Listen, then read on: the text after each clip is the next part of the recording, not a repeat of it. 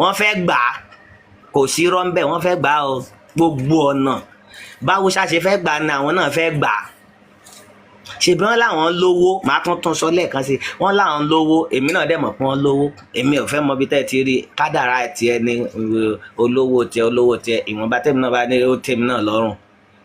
àmọ́ mo mọ̀ pé wọ́n lówó olówó ni wọ́n kí wọ́n kó owó yìí lọ sí ìlú tiwọn sẹ́ gbogbo nǹkan tó wá ń tà lẹ́kọ̀ọ́ bó jẹ́ aṣọ ló ń tà lẹ́kọ̀ọ́ ni o bó jẹ́ mọ́tò ni o bó jẹ́ pààtì ni o a máa mọ wá rà ní ilẹ̀ Yíbò kò sí wàhálà ń bẹ a máa rà náà a máa rà a máa wá rà ìgbà tẹ́mi wà ní South Africa àwọn èèyàn wá láti KwaZulu Natal wá sí Johannesburg àwọn èèyàn ń wá láti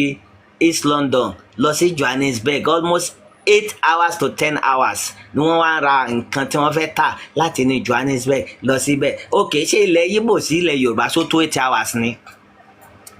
ìgbà mélòó la máa fi ra nǹkan tá a máa ra tá a máa padà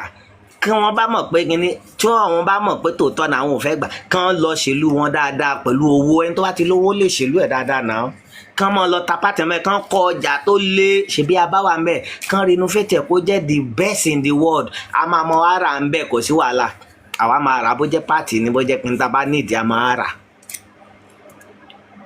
ibẹ̀ lẹ ti máa rí i pé gbogbo àwọn tó ń sọ yẹn ẹ mọ̀ sọ pé sọkúsọ ni wọ́n ń sọ wọn ò fẹ́ràn yín ẹ̀yin náà ò fẹ́ràn wọn báwo ni ìlú ṣe fẹ́ tó kí n kálukú mọ́ lọ náà tabadẹ́gbà ló tẹ̀yìn tó bá fẹ́ bá a gbé á dúró sórí lọ́ọ̀ ni ṣèbó ní South Africa ń sìn ẹ̀yin kan sọ pé wọ́n ń ṣe xenophobia wọ́n ń ṣe kinní kan nǹkan táwọn ọmọ ìlú yín gan ṣe nù bẹ̀ gan pàápàá ṣó bójú mu ṣán lè ṣe nínú ìlú tiyín kẹ́ gbà lè gbà tí ìlú bá ti lọ sílùú ìlú wàá bá ẹ lọ́ọ̀ wọn ni lọ́ọ̀ tiwọn náà ni wàá tẹ̀lé lọ́ọ̀ wọn ni wàá tẹ̀lé nítorí àwọn náà nílùú wọn ìlú tẹ bá dáa ni wàá wá sílùú ẹnìkan ó láti tẹ̀lé lọ́ọ̀ wọn ni kódà tó bá ń sọ pé o ní ráìtì gan báyìí ó yẹ kó o gan ra ọmọ tó ń sá díẹ̀ ní bí yóò bá ṣe kọ́ wa nìyẹn mo ní ráìtì ní tòótọ́ bọ̀ mi ò ń sọmọ ìlú yìí ìbára mọ́ fọ ọpọlọ ṣe ni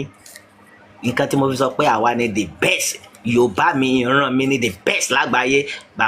bàbá Muyideen Ajani Bello ẹ mọ̀ bá wọn sọ ọ̀rọ̀ yẹn mọ́ ìran wa ni ẹ mọ̀ sọ pé ọlọ́tẹ̀ bá kinní kan jẹ́ kinní kan gbogbo ọ̀rọ̀ tí mò ń sọ yìí sì ta ló bẹ̀rẹ̀ ọ̀tẹ̀ ta ló pè mọ̀ràn ọ̀tẹ̀